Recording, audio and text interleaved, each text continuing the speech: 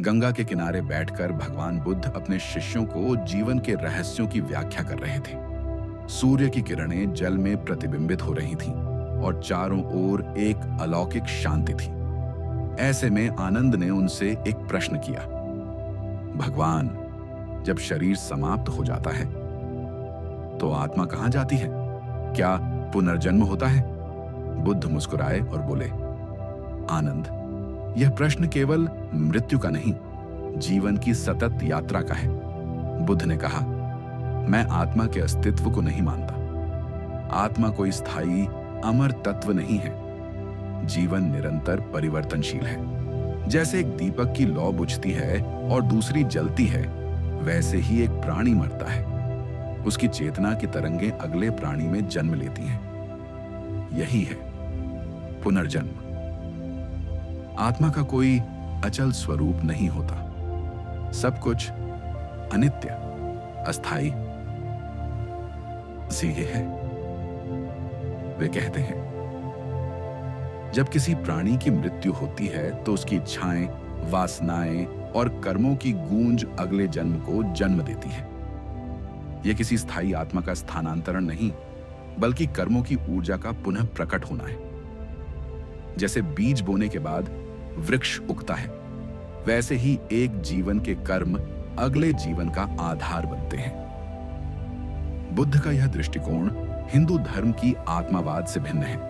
वे पुनर्जन्म को कर्म और चेतना की लहरों का परिणाम मानते हैं, न कि किसी अमर आत्मा के यात्रा की कथा। इसके बाद बुद्ध ने करुणा की बात की। उन्होंने कहा, करुणा वह शक्ति है जो मनुष्य को पशु से श्रेष्ठ बनाती है। बुद्ध की करुणा केवल मनुष्य तक सीमित नहीं थी, वह सभी जीवों के लिए थी। वे कहते हैं, दूसरे की पीड़ा को समझना और उसे दूर करने का प्रयत्न करना ही सच्चा धर्म है। उनकी करुणा इतनी गहरी थी कि एक बार उन्होंने एक घायल हंस को तीर से छुड़ाकर उसकी मरहम पट्टी की। जब उनके चचेरे भाई देवदत्त ने दावा किया कि हंस उसका है क्योंकि उसने उस पर तीर चलाया था, बुद्ध ने कहा, जीवन देने वाले का अधिकार अधिक होता है, न कि मृत्यु देने वाले का। यह दृष्टिकोण करुणा का सबसे महान उदाहरण था, जहां न्याय केवल तर्क नहीं, भाव से प्रेरित था। बुद्ध सिखाते हैं कि करुणा केवल दूसरों की सेवा नहीं, बल्कि स्वयं के हृदय को निर्मल बनाने का साधन है। बुद्ध का तीसरा महान सिद्धांत था अहिंसा। उन्होंने कहा, कोई प्राणी चाहे कितना ही छोटा क्यों ना हो, उसकी हत्या पाप है।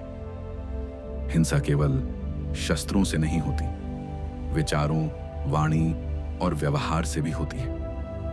उनका दृष्टिकोण महज बाह्य हिंसा की निंदा नहीं था, बल्कि अंतर्मन की हिंसा, क्रोध, द्वेष और ईर्ष्या का भी त्याग था। एक बार एक किसान ने बुद्ध से पूछा कि तू कस यदि कोई कीट मेरी फसल नष्ट कर रहा हो तो क्या उसे मारना अधर्म है? बुद्ध ने कहा, तुम अपने खेत की रक्षा कर सकते हो, परंतु हिंसा की जगह विवेक का प्रयोग करो। कीट को भगाने के उपाय करो, मारो नहीं। जीवन में हिंसा को समाप्त किए बिना शांति नहीं मिल सकती। उनकी अहिंसा गांधी जी से भी पहले एक सार्वभौमिक जीवन सिद्धांत बन चुकी थी, जहां हर जीव की रक्षा धर्म था और हर पीड़ा की संवेदना कर्तव्य। भगवान बुद्ध के ये तीन सिद्धांत, पुनर्जन्म, करुणा और अहिंसा, कोई अलग अलग विचार नहीं थे। वे एक दूसरे से जुड़े हुए थे। उन्होंने समझाया, यदि पुनर्जन्म सत्य है तो हर प्राणी का कोई पिछला जीवन रहा होगा।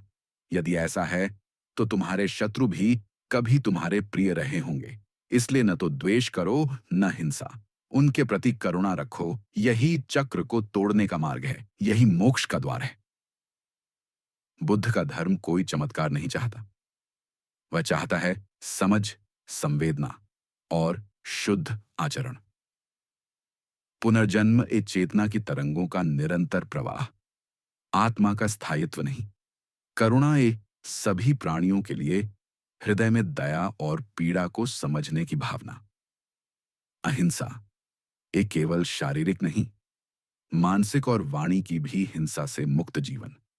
अंत में बुद्ध शिष्यों से कहते हैं, जिस दिन तुम किसी के दुख को अपना समझने लगो और किसी की मृत्यु पर तुम्हारी आंखें नम हो जाएं, समझ लेना तुम बौद्ध हो गए हो।